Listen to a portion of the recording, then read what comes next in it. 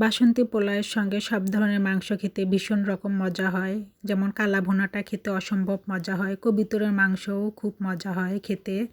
আর সঙ্গে ছিল বেগুন ভাজি, কালারফুল সালাদ। আসসালামু আলাইকুম, সবাইকে এসকে কিচেনের পক্ষ থেকে স্বাগতম। আশা করি সবাই খুব ভালো আছেন, সুস্থ আছেন। প্রথমে আমি কবিতরের মাংসটা রান্না করব।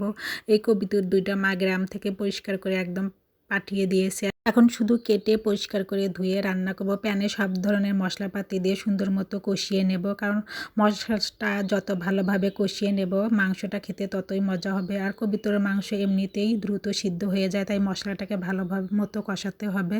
এখন দিয়ে দিলাম হলুদ গুঁড়া, জিরা, ধনিয়া গুঁড়া দিয়ে সুন্দর মতো ঢেকে আমি মশলাটাকে 10 থেকে 15 মিনিট কষিয়ে নেব। ফিরে আসলাম 10 থেকে 15 মিনিট পর। মশলাটা আমার সুন্দর মতো কষানো হয়ে গিয়েছে।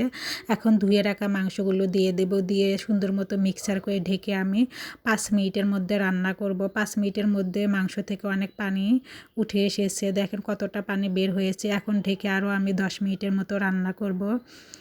ফিরে আসলাম 10 মিনিট পর। এখন আমি কিছু নতুন আলু দিয়ে দিলাম, দিয়ে সুন্দর মতো কষিয়ে আরও 5 মিনিটের মতো রান্না করব। এই তো আমার সুন্দর মতো কষানো শেষ। এখন আমি ফুটন্ত গরম পানি দিয়ে দিলাম 1.5 কাপের মতো। আর এখন দিয়ে দিচ্ছি গরম মশলার গুঁড়া, ভাজা জিরার গুঁড়া দিয়ে সুন্দর মতো ঢেকে এটা আমি রান্না করবো। আর অন্যদিকে বাসন্তী পোলাওটা রান্না করে নেব। বাসন্তী পোলাওটা আগে আমি আদা, রসুন, জিরার গুঁড়া, হলুদ, লবণ দিয়ে ম্যারিনেট করে রেখেছিলাম 10 মিনিট। এখন প্যানে তেল দিয়ে সুন্দর মতো কষিয়ে নিচ্ছি। যত ভালোভাবে কষিয়ে নেব বাসন্তী পোলাওটা ততটাই ঝরঝরে হবে। এখন আমি দিয়ে দেব চালের ডাবল ফুটন্ত গরম পানি, দিয়ে এটাকে আমি ঢেকে প্রায় 10 মিনিটের মতো রান্না করব। আর কে কে এরকম বাসন্তী পোলাও খেয়েছেন অবশ্যই কমেন্ট করে বলবেন, আর কার কাছে কেমন লেগেছে সেটাও কমেন্ট করে বলবেন। বাসন্তী পোলাওর ভিতরে এখন লবণ দিয়ে দিলাম, দিয়ে ঢেকে আমি আরও 10 মিনিটের মতো রান্না করব। আর আমার বাসার সবাই বাসন্তী পোলাও খেয়ে ফিদা হয়ে গেছে, তাই বারবার খেতে চাচ্ছে। যারা কখনোই খাননি একবার হলে ট্রাই করবেন। আর এখন কবিতরের মাংসটা আমার রান্না শেষ। এখন বেরেস্তা দিয়ে 2-3 মিনিট ঢেকে রেখে নামিয়ে নেব। এই তো কবিতরের মাংসের ফাইনাল লুক। দেখতে যেমন সুন্দর হয়েছে, খেতেও অসম্ভব মজা ছিল, সবাই খেয়ে ফিদা হয়ে গেছে। এখন বাসন্তী পোলাওর ফাইনাল লুক দেখিয়ে দিচ্ছি, দেখেন কতটা ঝরঝরে হয়েছে, খেতেও অসম্ভব মজা ছিল।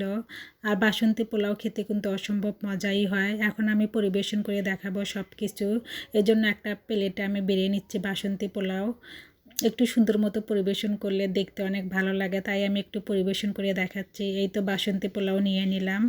এখন আমি নিয়ে নেব বেগুন ভাজি, কবিতরের মাংস, কালারফুল সালাদ। সবগুলো খেতে অসম্ভব মজা ছিল। যারা আমার ভিডিওটা আমার ফেসবুক পেজ থেকে দেখবেন, লাইক, কমেন্ট, শেয়ার ও ফলো দিয়ে রাখবেন।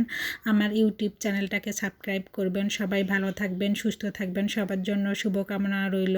কথা হবে অন্য কোনো ব্লগ ভিডিওতে। ততদিন সবাই ভালো থাকেন, সুস্থ থাকবেন, সবার জন্য আবারও শুভকামনা। আল্লাহ হাফেজ।